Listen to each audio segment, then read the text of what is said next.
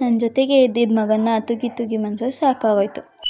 ರಾತ್ರಿಯಿಂದ ಉದ್ದಿದ್ದ ಚಳಿ ಮಳೆಗೆ ಬೆಳಗ್ಗೆನೇ ಚಳಿ ಹೊಡಿತು. ಬೆಳಗ್ಗೆನೇ ಎಲ್ಲ ಪ್ಯಾಕಪ್ ಮಾಡ್ಕೊಂಬಂದು ಬಾಗಿಲು ತೆಗೆದು ಪಾತ್ರೆ ಎಲ್ಲ ಎತ್ಕೊಬಂದು ಹಾಲು ಕಾಯೋಕ್ಕೆ ಅಂತ ಇಟ್ಟೆ.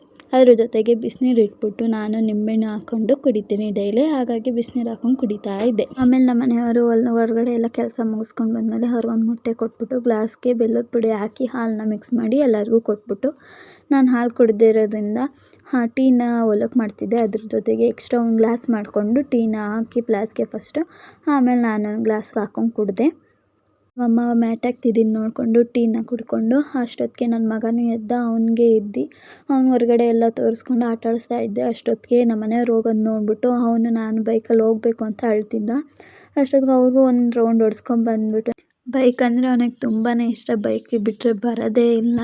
ಆಮೇಲೆ ಅಳ್ಕೊಂಡು ಆಮೇಲೆ ನಮ್ಮ ಜೊತೆ ಬಂದ. ಆಮೇಲೆ ಹೊಲಕ್ಕೆ ಹೋಗ್ತಿದ್ದೆ, ಊಟ ಕೊಟ್ಬಿಟ್ಟು ಆಮೇಲೆ ತಿಂಡಿಗೆ ಅಂತ ರೊಟ್ಟಿನ ಜುಣ್ಕ ಮಾಡಿದೆ. ಫಸ್ಟ್ ಟೈಮ್ ಟ್ರೈ ಮಾಡಿದ್ದು, ತುಂಬಾ ಚೆನ್ನಾಗಿ ಬಂದಿತ್ತು ರೊಟ್ಟಿ.